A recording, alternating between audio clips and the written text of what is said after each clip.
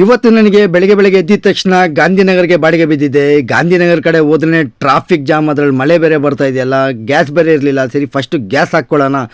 Gas ನೋಡಿದ್ರೆ line ಆಗಿತ್ತು, ಅಲ್ಲಿಂದ ಸುತ್ತಾಕೊಂಡ್ಬಂದು ಶಾರ್ಟ್ಕಟಲ್ಲಿ ಗ್ಯಾಸ್ ಹಾಕ್ಕೊಂಡೆ. ಫಸ್ಟ್ ನೋಡಿ ಇವಾಗ 600 ರೂಪಾಯಿ ಗ್ಯಾಸ್ ಹಾಕ್ತು ಅಂತ ಇದ್ದೀನಿ. ಎಷ್ಟು ಕೆ ಜಿ ಬರ್ತದೆ ಅಂತ ನೀವೇ ನೋಡಿ, ಸ್ಟಾಪ್ ಮಾಡ್ತೀನಿ ನೋಡಿ. 600 ರೂಪಾಯಿಗೆ 6.73 kg ಬರುತ್ತೆ. ಆಮೇಲೆ ಪಿಕಪ್ ಲೊಕೇಶನ್ಗೆ ಹೋಗ್ತಾ ಇದ್ದೆ. ಬೇಗೂರಿಂದ ಮೈಲ್ಸಂದ್ರಕ್ಕೆ ಪಿಕಪ್ ಕೊಟ್ಟಿದ್ದಾನೆ. 6 ಕಿಲೋಮೀಟ್ರ್ ಇಲ್ಲ ಅಂದ್ರೂ ಸರಿ, ಏನೂ ಮಾಡೋಕ್ಕಾಗಲ್ಲ, ಫಸ್ಟ್ ಬಾಡಿಗೆ ಅಲ್ವಾ, ಫಸ್ಟ್ ಬಾಡಿಗೆ ಯಾವತ್ತಾಗಲಿ ಎಷ್ಟೇ ಕಿಲೋಮೀಟ್ರ್ ಇದು ಹೋಗ್ಬಿಡ್ತೀನಿ ನಾನು.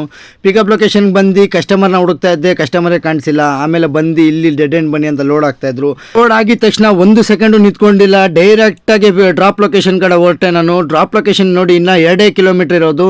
ಸರಿ ಬಂದು ಈ ಹುಡುಗನೇ ಬಂದು ಅನ್ಲೋಡ್ ಮಾಡೋಣ ಅಂತ ಹೇಳಿದ್ರು ಫೋನಲ್ಲಿ.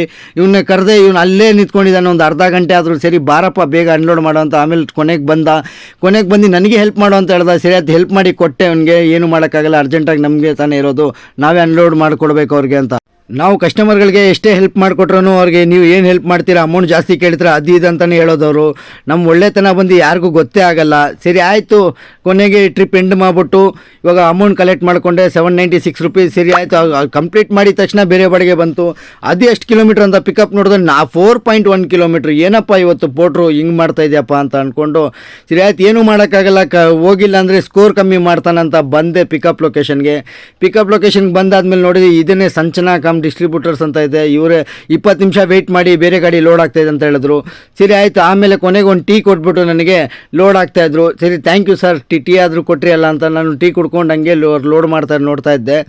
ಸರಿ ಆಯ್ತು, ಕೊನೆಗೆ ಆಮೇಲೆ ಸರಿ ಲೋಡಿಂಗ್ ಆಯಿತು. ಲೋಡಿಂಗ್ ಆದಮೇಲೆ ಎಷ್ಟು ಕಿಲೋಮೀಟ್ರ್ ಇದೆ ಡ್ರಾಪ್ ಲೊಕೇಶನ್? ಸರಿ 11 ಕಿಲೋಮೀಟ್ರು. ಹುಲಿಮೋ ಕಡೆನೇ ಬಾಡಿಗೆ ಡ್ರಾಪ್ ಇದ್ದಿದ್ದು.